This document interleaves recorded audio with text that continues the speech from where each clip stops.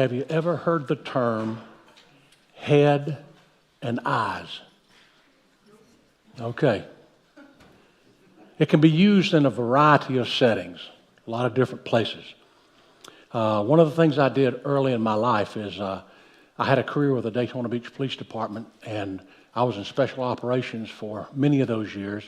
And 10 of those years, I got the joy of riding a police motorcycle.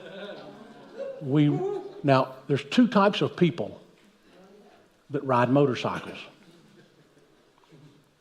Those that have gone down and those that are gonna go down.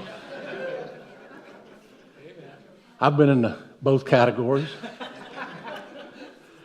So for 10 years, I was able to ride a police motorcycle all over the city and the county, on the beach, up and down stairs during special events.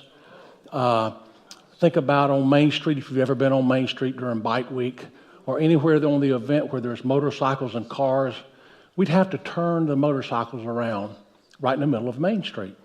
And it was a challenge. Now, in order to get on that unit, you had to go through a few weeks of training and show 100% mastery of motorcycle skills, not meaning you weren't going to go down, but you had to master some of those skills. And part of that was what's called the keyhole. And you've got to ride in a 4-foot, which is a lot, about this big. And then you've got to ride in this, looks like an old-fashioned keyhole. It's an 18-foot circle, and you have to turn circles in it, 18 feet. You have about a foot or 6 inches on either side. And the way you succeed in that is a thing called head and eyes. You see, where your head and eyes go is where your motorcycle will go. And so if you were going to make an 18-foot turn and go out that keyhole behind you, you would have to turn the wheel all the way. You'd have to turn your head and then even your eyes back here to see where you're going to go, but where you're not yet there. You have to stay focused, or else you'll go down. Many, many ankles have been broken in that. But it's vital because you have to turn around in a 12-foot traffic lane with cars and things like that. Where your head and eyes go is where you will go. You have to stay focused, and you're looking at where you want to go, but you're not quite there yet. Mission focused. Jesus Christ used the head and eyes technique. He was mission focused. Now this Sunday is Palm Sunday. Next week is Easter. So start a Holy Week or Passion Week. It's the week prior to Easter. And a lot of things were going on this week. A lot of things between Palm Sunday and Easter were happening. And they were happening very quickly. All of this culminated this week in 3 years of ministry and 30 years of life for Jesus. He had to keep his eyes on his mission. He gave directions to his disciples, and it says this in Matthew 21, that disciples went and did as Jesus had instructed them. They brought a donkey and the colt and placed their cloaks on them for Jesus to sit on. A very large crowd spread their cloaks on the road while others cut branches from the trees and spread them on the road. And the crowds that went ahead of him and those that followed him shouted this, Hosanna to the Son of David. Blessed is he that comes in the name of the Lord. Hosanna in the highest. And when Jesus entered Jerusalem, the whole city was stirred and asked, who is this? And the crowd answered, this is Jesus, the prophet from Nazareth in Galilee. So he sent his disciples in to find a donkey, a specific kind of donkey, a specific kind of colt that had never been ridden. And this is fulfilling Old Testament prophecy. And he rode in to shouts of Hosanna, which means praise, But it also means this: please save us now. They threw the branches on the road, and that's where we get Palm Sunday from, the palms that they threw on the road. And the crowds that are yelling, please save us now, they think that Jesus is going to be a military king who's going to come in and conquer the Romans and move them out, because the Jewish people had been under oppression from the Romans. And they thought he was going to save them like that and take over and rule and get the Romans out and free them.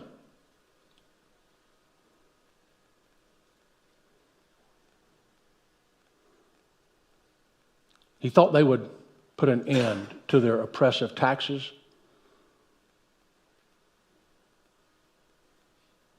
Make their lives so much better. He would, but not in the way they thought. You see, they were saying, save me, but not for my soul. You see, they were focused on the wrong thing, and Jesus stayed mission-focused on what he came to do. You see, he actually came to go through Jerusalem and to go outside the city. He came to go through and get to a place that he wanted to go, he needed to go, but he wasn't there yet. He had to keep his head and his eyes focused where he was going. Palm Sunday, Monday, Jesus went through the temple and ran people out that were selling things at a high price for Passover. It says this in Matthew 21. Jesus entered the temple courts and drove out all who were buying and selling there. He overturned the tables of the money changers and the benches of those selling doves. It's written, he said to them, my house will be called a house of prayer, but you're making it a den of robbers. Tuesday, Jesus did his great teaching about the temple being destroyed. They didn't realize what he was saying. On Wednesday, Judas plotted to betray Jesus. Thursday, he celebrated the Last Supper, which turned into the first communion. He washed their feet and spent time with them. He says this in John 12. The hour has come for the Son of Man to be glorified. Very truly I tell you, unless a kernel of wheat falls to the ground and dies, it remains only a single seed. But if it dies, it produces many seeds. You see, he had told them about their upcoming death, his upcoming death. He had explained it to them over and over, but they just didn't get it. They just didn't grasp it. He goes to the garden and prays, and his disciples fall asleep. Finally, the night, the guards come and get him. They take him. Peter denies him 3 times before the morning, and on Friday, he went through several trials as he was moving through the city to get where he needed to go. He had to stay focused. He was kicked back and forth between Roman leaders. He had several trials, and they could find that he had done nothing wrong. But there was a custom that allowed the release of one prisoner at Passover each year. And a criminal named Barabbas was picked by the crowd, by the same crowd that at the gates of the city, just 3 days earlier, 4 days earlier, they were throwing down palms and they were saying, save us now, save us. And now they saw this Jesus that they thought was going to save them from Roman oppression. They saw him chained and imprisoned. They felt betrayed because they didn't know what he was doing. They shouted in John 19, take him away, crucify him. Jesus was flogged and beaten. He carried his cross up a hill called Golgotha, and there he was crucified between 2 thieves. See, Jesus knew all this was coming. The scriptures talk about it. Here in Luke 9:51 it says this, "And as it came to pass when the time had come that he should be received up, he steadfastly set his face to go to Jerusalem." You see, he used head and eyes to get where he was going. He had to stay focused. He knew what his mission was. His mission is to save all of our souls from eternal sin and damnation. It would have been so easy when all the crowds are cheering and everybody is saying, "Save us, save us." They're throwing down branches. Think of any big special event that you've gone to. Think of any concert that you've gone to. Think of when the person arrives and it's all the cheering. What if he had made the wrong turn on that donkey? What if he had taken their praise, knowing that they were misled, that misguided, knowing they didn't truly understand why he was here? It would have been easy.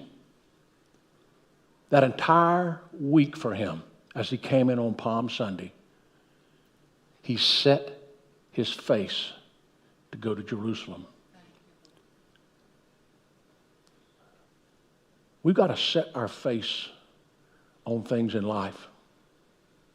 And we can set our face on many things.